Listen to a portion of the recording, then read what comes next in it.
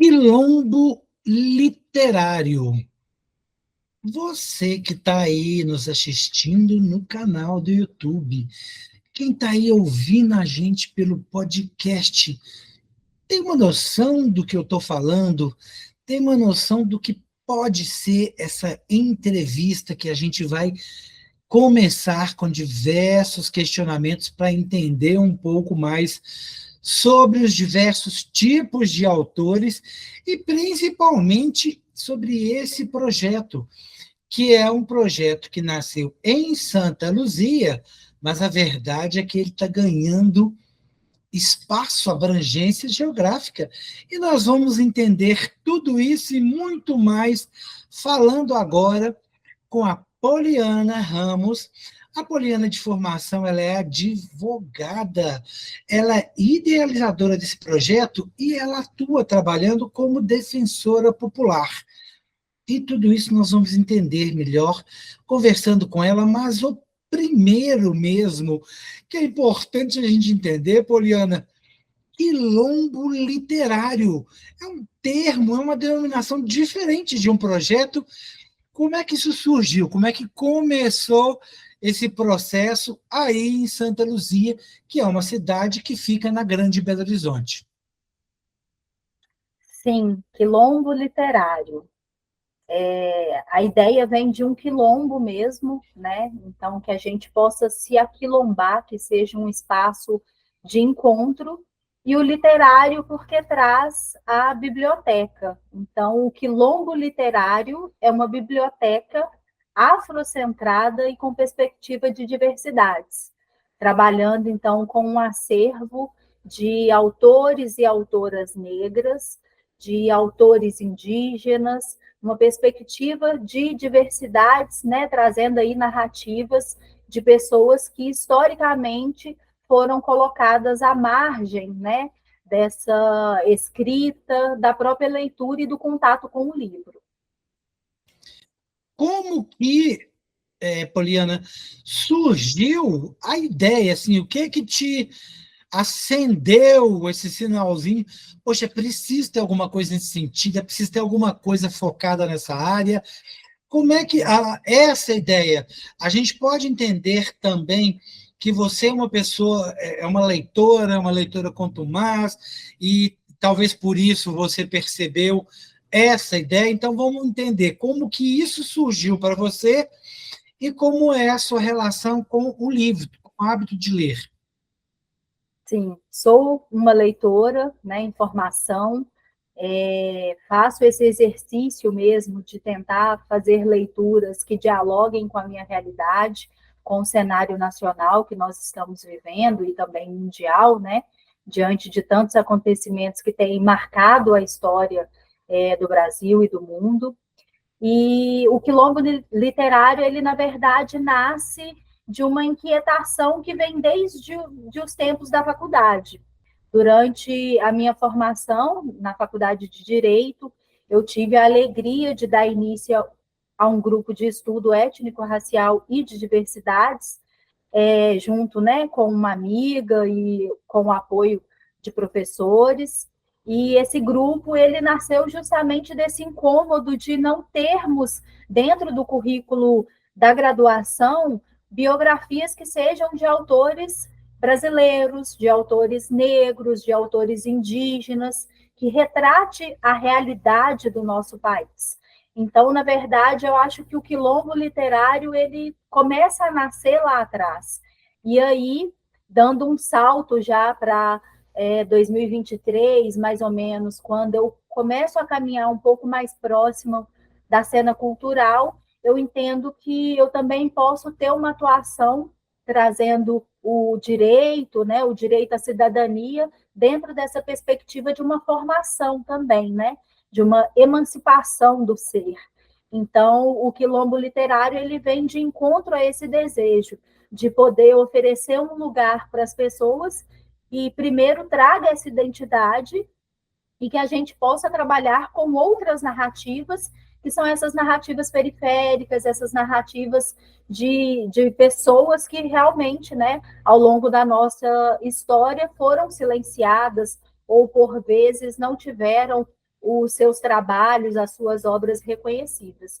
Então, o Quilombo Literário, ele nasce nesse lugar de oferecer uma nova perspectiva para as pessoas e trazendo essa identidade, esse pertencimento, essa identificação mesmo com o que está escrito e com tudo aquilo que é apresentado a partir do acervo, né, que compõe a nossa biblioteca comunitária. O Quilombo já nasce biblioteca, e como é que é o processo de você constituir essa biblioteca? Esses livros, eles são comprados, né? O projeto tem tem um capital próprio, tem recursos próprios. Como é que isso funciona? E é uma biblioteca ainda que existe, né? Ele começa com uma biblioteca que ainda é uma, já tem outras unidades, ou é um projeto ter outras unidades, e como que vocês selecionam os autores? É um sonho, né? Na verdade, que esse projeto ele ganhe pernas, braços e consiga ocupar de fato outros territórios. O Quilombo ele nasce no Palmital, em Santa Luzia.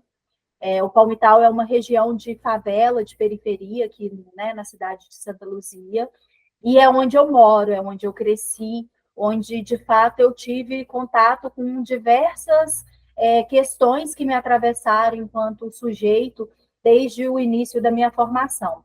Então, o Quilombo ele nasce com essa identidade do território do Palmital, mas a ideia é que a gente consiga, de fato, ter essa ampliação e alcançar outros territórios.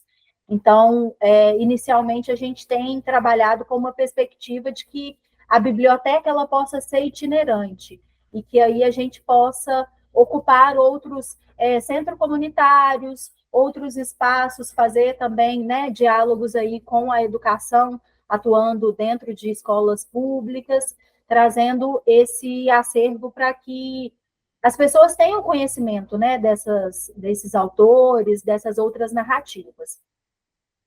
O Quilombo Literário ele só foi possível de ganhar vida a partir de um edital, que foi o segundo edital Acredita Favela, do seu vizinho, que nos proporcionou uma formação em escrita de projeto cultural. Eu participei dessa formação, e após a formação foi aberto um edital que nós poderíamos concorrer como pessoas que nunca tiveram sido, né, nunca tinham sido aprovadas em editais. E aí eu escrevo, então, o projeto para fazer a compra desse acervo. O edital ele nos possibilitou um recurso de R$ 5.000, que é um valor muito ínfimo, né? Se a gente for pensar, inclusive, quando se trata da aquisição de livros, que ainda é um bem de consumo muito caro, né? Então, com esses R$ 5.000, o projeto girou em torno de comprar o acervo e fazer a inauguração, para fazer essa marcação mesmo, e dizer, olha, o Quilombo Literário existe, a nossa proposta é essa, mas a gente ainda não tem recursos para manter uma sede, para manter um espaço em funcionamento, né, 100%.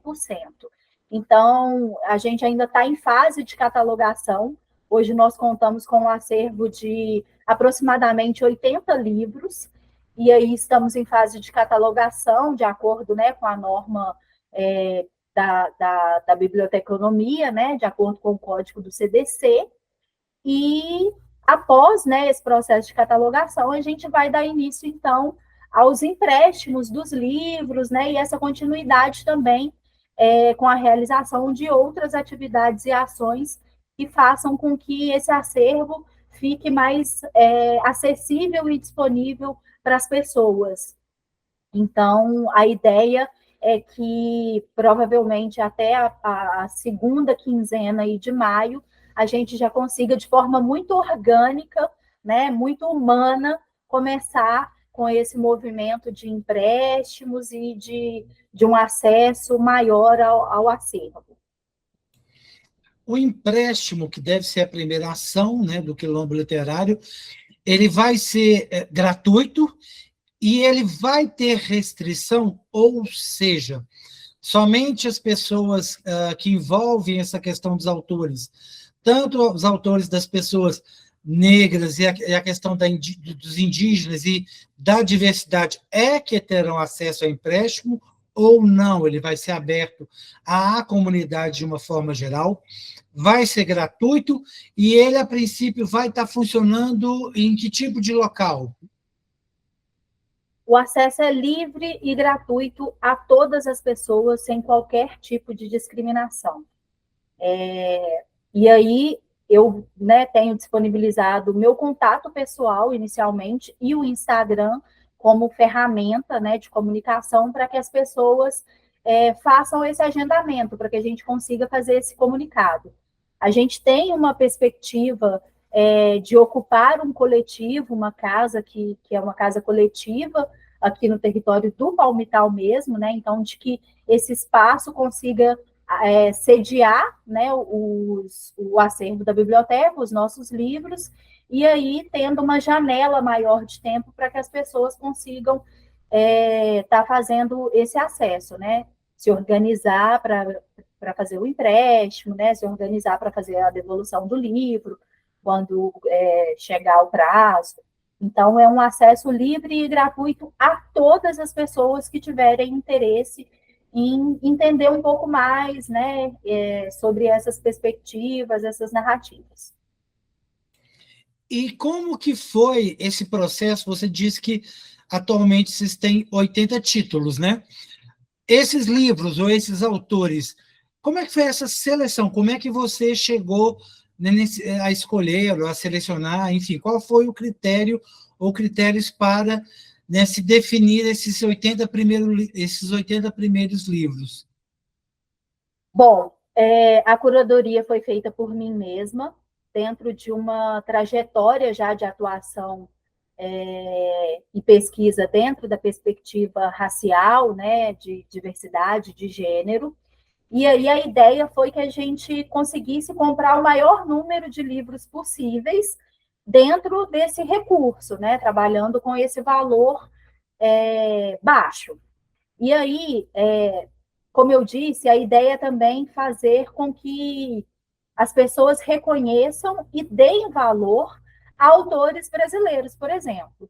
Então, nós escolhemos, por exemplo, dentro da perspectiva infanto-juvenil, autores como o Emicida, que é um rapper que já tem uma trajetória reconhecida nacionalmente e que também escreve, né? Tem uma atuação muito forte dentro da luta antirracista e tem esse reconhecimento a nível, né, mundial, eu acredito.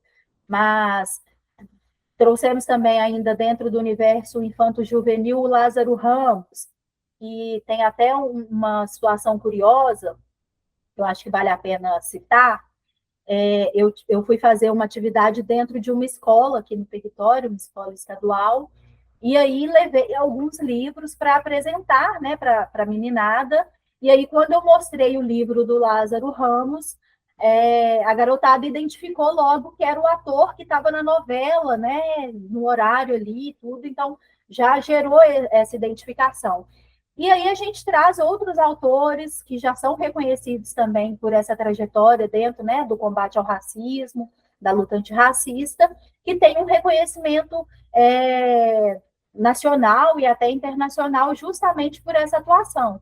Então, eu trago Bárbara Carini, que, inclusive, tem um livro que eu estou lendo, que é esse Como Ser um Educador Antirracista, né? Pensando na perspectiva da educação, que é onde justamente a gente precisa trabalhar.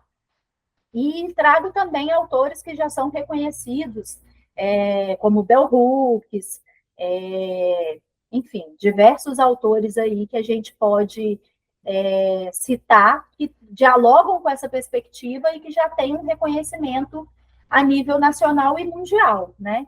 Então, para que a gente tenha, de fato, uma credibilidade, né, para dialogar com esses livros e trazer, então, essas possibilidades aí de leituras e de escritas também a partir desse processo, né? E esses livros, né, esses 80 primeiros títulos, eles estão focados mais... Você chegou a comentar um pouco do infanto-juvenil, né? E temos só o infanto-juvenil ou os adultos também terão algum tipo de livro, enfim, os idosos e até mesmo infantil? Sim, nós temos infantil, infanto-juvenil, e temos também livros de literatura que seria para o público adulto, né?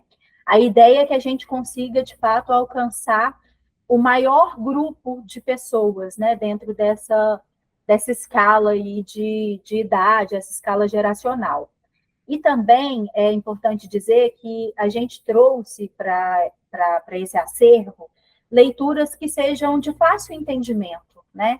Então, trazendo a imagem mesmo, né? Trazendo para o imaginário das pessoas que vão ter contato com esses livros, rostos que são próximos, né? Então, quando eu vejo eu até separei alguns livros aqui, eu acho que é legal a gente mostrar.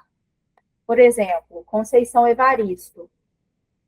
Quando eu vejo a fotografia de Conceição Evaristo, eu me identifico, porque é uma pessoa que poderia ser uma tia, poderia ser uma avó, né? A gente tem esse referencial, às vezes, de olhar para o lado e falar, olha, parece com uma tia, com uma avó, com uma vizinha, uma pessoa que está ali dentro da minha rede de contatos, né?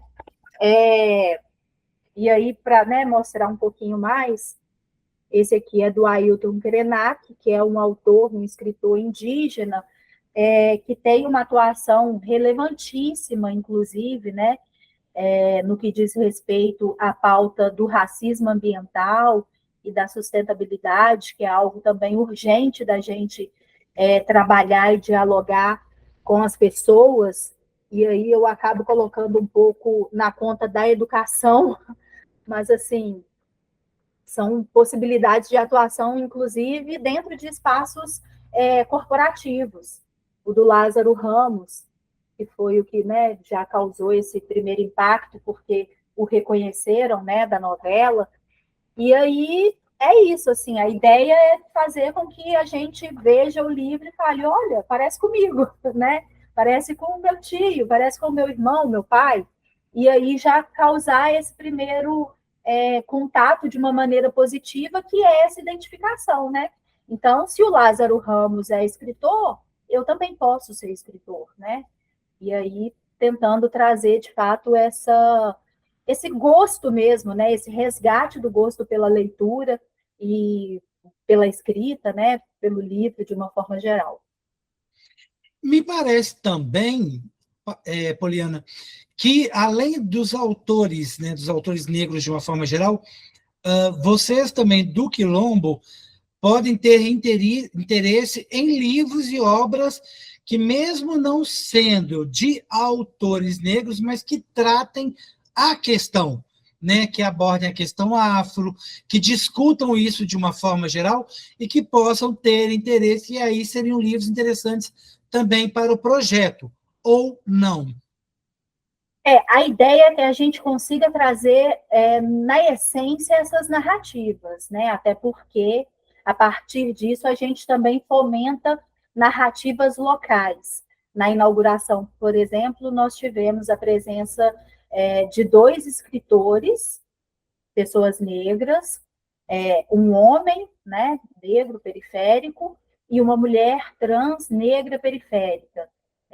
Então, a essência do projeto é essa, mas nada impede que, né, dada a relevância de determinada obra, a gente também possa ter no nosso acervo outras autorias, né, digamos assim.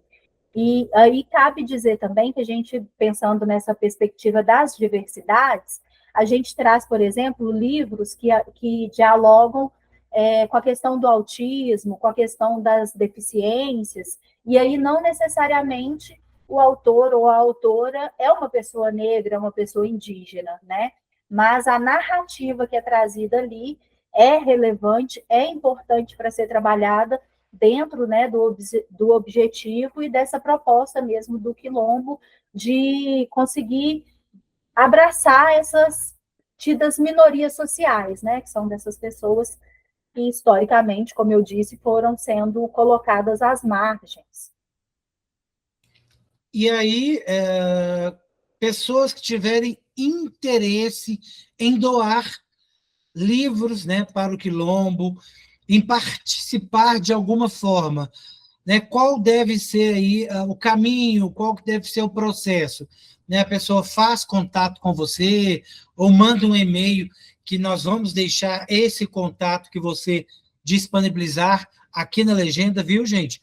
Então, vai ter, se for e-mail, se for um telefone, um WhatsApp, enfim, né? Vai ter também um Insta, a gente vai disponibilizar tudo em contato aqui na legenda para que vocês possam participar. Como é que isso funcionaria em relação à questão de doação, enfim, de envio de materiais para vocês?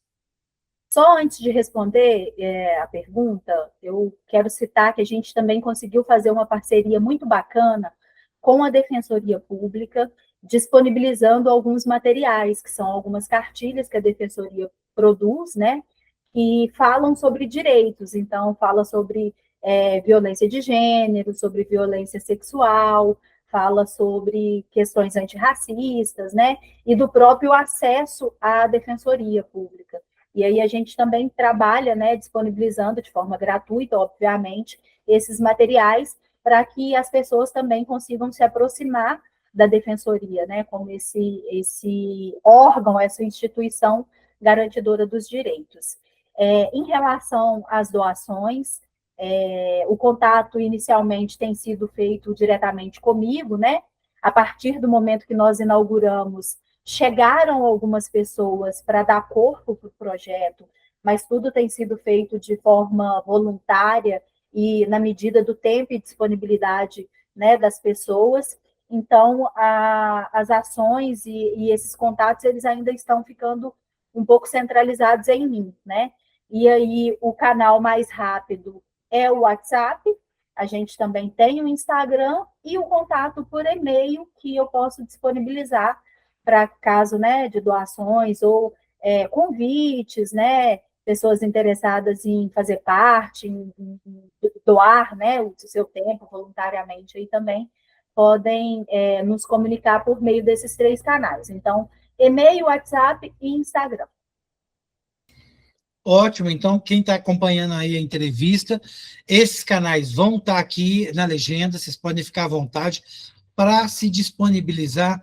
Quem sabe, fazer um contato com a Poliana e, às vezes, fazer uma filial, vamos dizer assim, fazer uma rede do Quilombo Literário, de repente, criar um clube do livro, em que a Poliana possa emprestar, possa disponibilizar, né? Pode ser um clube do livro com pessoas que tenham a ver com o projeto, com pessoas da diversidade, ou com pessoas pretas, ou enfim, com pessoas que de alguma forma possam sofrer com esse tipo de preconceito, mas que estão dentro do projeto, estão dentro desse público, né, para ser atendido. Então, de repente, um clube, às vezes na própria Santa Luzia, às vezes alguma cidade próxima, enfim, Belo Horizonte, em outras cidades, é tudo conversado, né? Vocês vão trocar essas figurinhas aí com a Poliana, ver possibilidades de ampliar a ideia de um projeto tão interessante.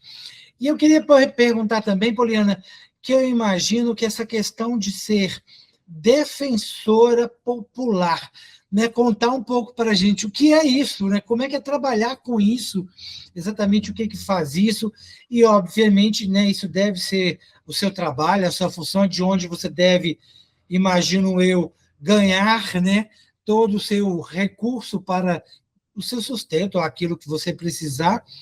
E tem alguma coisa disso que se aproveita também para o Quilombo? Bom, a minha atuação como defensora popular, ela é gratuita. Eu fiz uma formação dentro da Defensoria Pública de defensoras popular, especificamente com recorte para a violência doméstica, violência de gênero.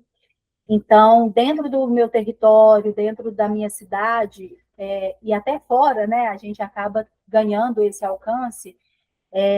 Eu sou uma referência, uma liderança comunitária, né? E por diversas vezes as pessoas acabam nos procurando antes de procurar as instituições, antes de procurar esses órgãos. Então, a minha atuação como defensora popular é justamente no sentido de acolher essas demandas que podem surgir e dar o devido direcionamento, o devido encaminhamento para os órgãos, né, competentes aí da justiça, inclusive a Defensoria Pública.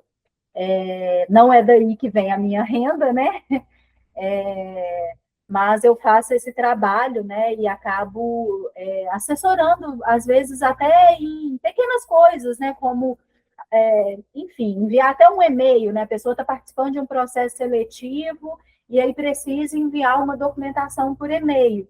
A gente está vivendo a era digital, né, e nem todo mundo tem, de fato, esse acesso. Então, eu sou demandada algumas vezes, inclusive nesse lugar, de estar auxiliando com coisas relacionadas à informática, né, ao acesso à internet mesmo.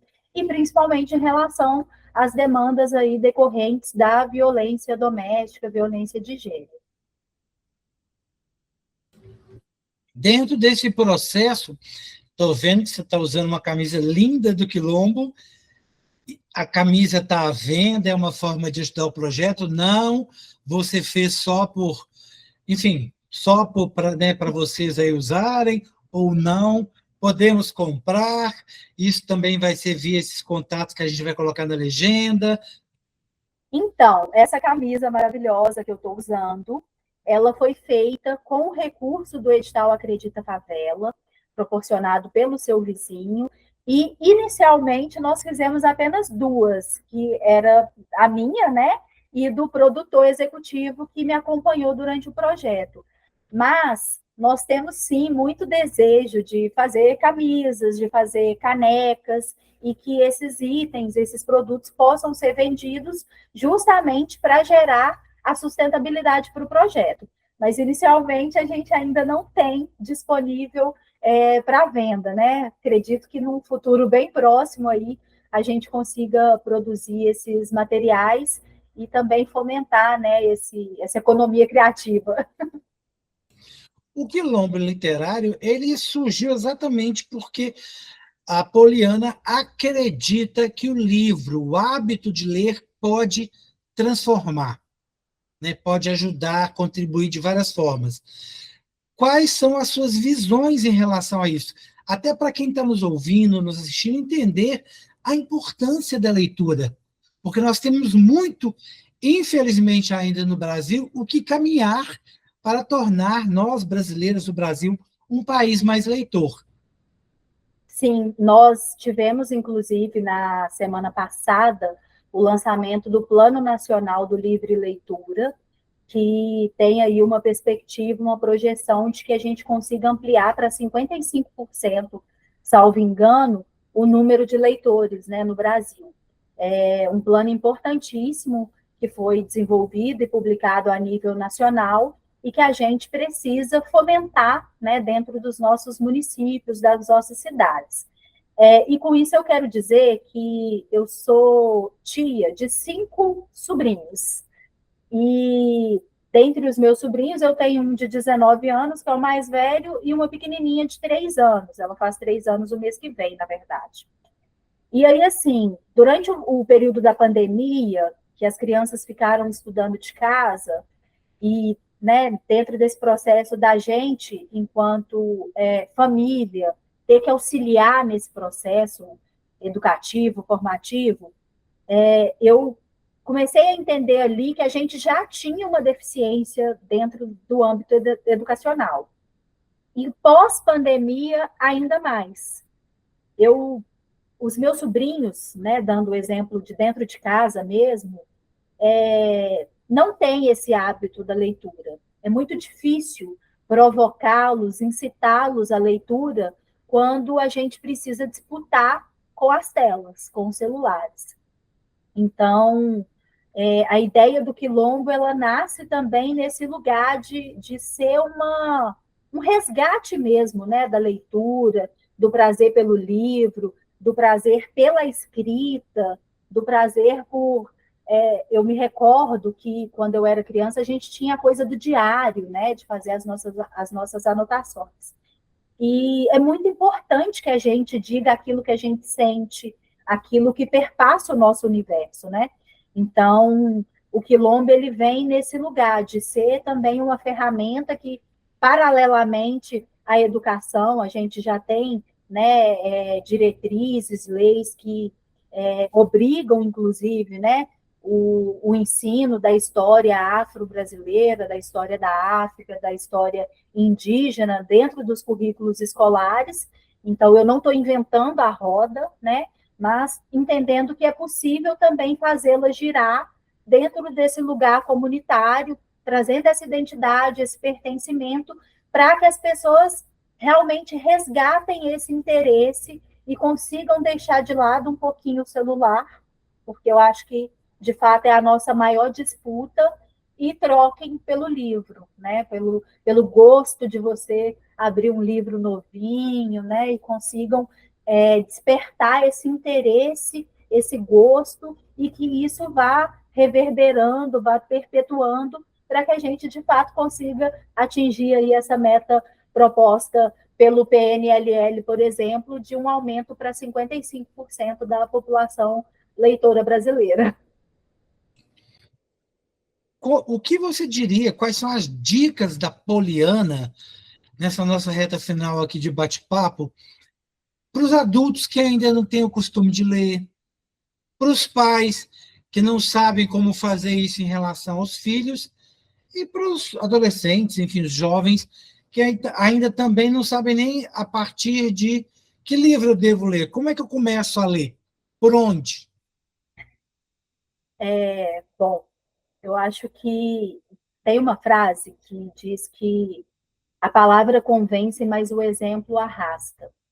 Então, pensando no exemplo para as crianças, se as crianças começam a observar que os pais estão lendo, que os pais estão trocando o tempo no celular por um livro, eu acredito que isso vai influenciar essa criança a também trocar o tempo de tela por um livro.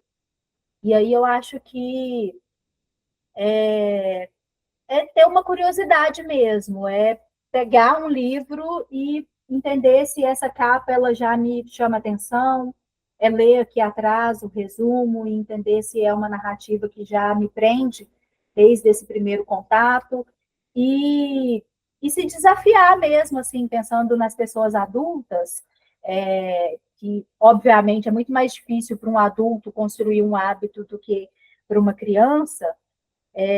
Tentar ler durante meia hora, tentar ler 10 páginas e tentar fazer leituras de livros que sejam menores, né? Eu estou com um aqui, que é o da Ana Maria Gonçalves, Um Defeito de Cor. Não dá para começar por esse, né?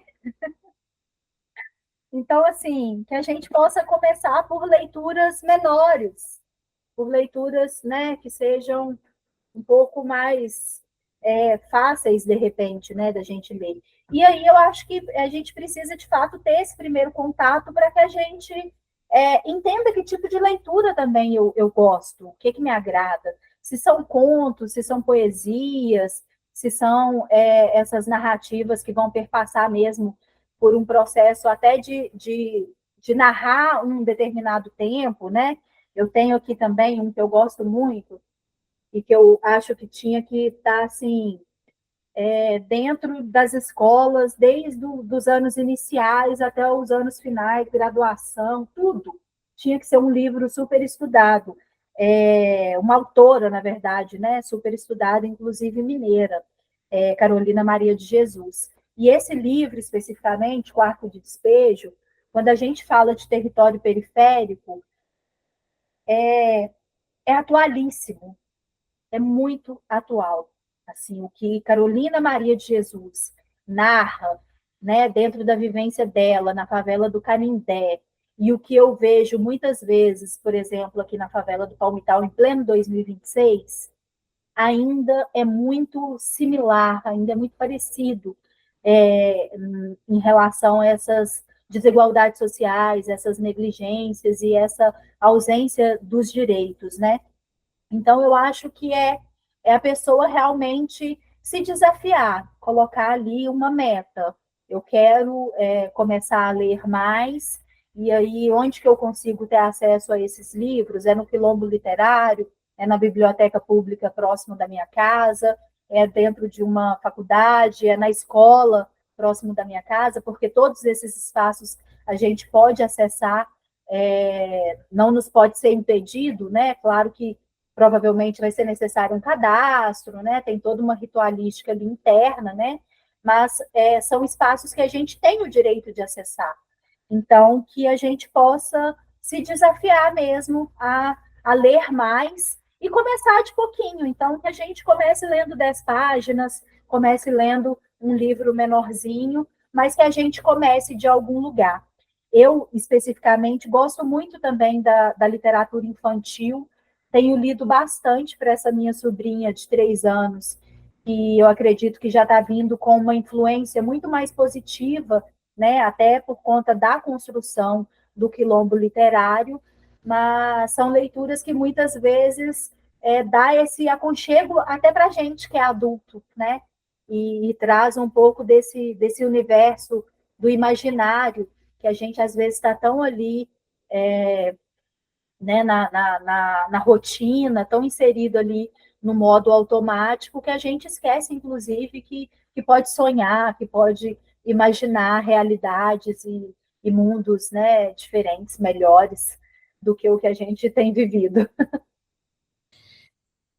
E você está buscando esse aconchego? Você quer sonhar conosco? Sonhar com aquilo que o mundo da leitura, que o livro permite, que é deixar a imaginação ganhar asas? Você quer conhecer mais esse universo do mercado de autores negros, de atores que se focam em assuntos afrocentrados, e por aí vai, que usam da questão da diversidade? Vocês estão interessados em participar do Quilombo Literário, de ajudar, de serem voluntários, por que não doar livros?